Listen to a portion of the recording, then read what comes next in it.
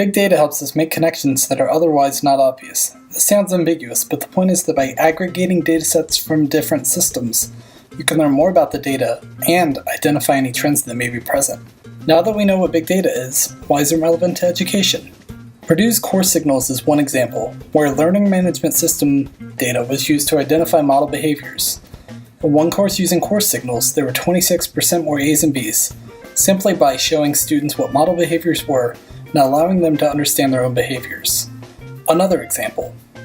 If the data show that students who have graduated from rural school districts and scored under 28 on the ACT perform poorly in Chemistry 2100, shouldn't we steer them into a course that is better aligned for their success? This is already being examined by researchers. One serious concern is the ownership of data and privacy of data. Most schools, whether K-12 or universities, simply do not have the will or the resources to analyze contracts and ensure that data collected about their students is only used for their students' benefit. Now that we know what big data is, how do we start to use it? How do we get any meaningful information out of these huge data sets? One way is through data visualization. So what exactly do we mean when we say data visualization?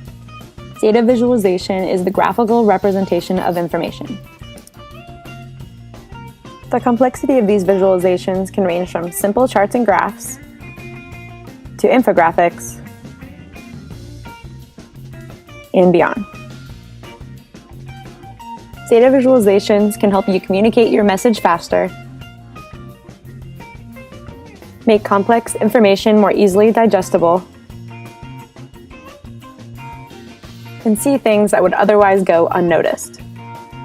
Let's take a look at a classic example of how visualization can be used to solve real-life situations. During the mid-1850s, London was suffering a cholera epidemic. In just 40 days, more than 660 people passed away. In an attempt to discover what was causing these deaths, Dr. John Snow took the map of London and made a mark at the location that each person died. Visualizing this data made it so they could narrow down the source of the cholera to one water pump that was supplying most of the affected areas with water. Without Dr. John Snow's graphical representation of this data, London would have lost significantly more lives.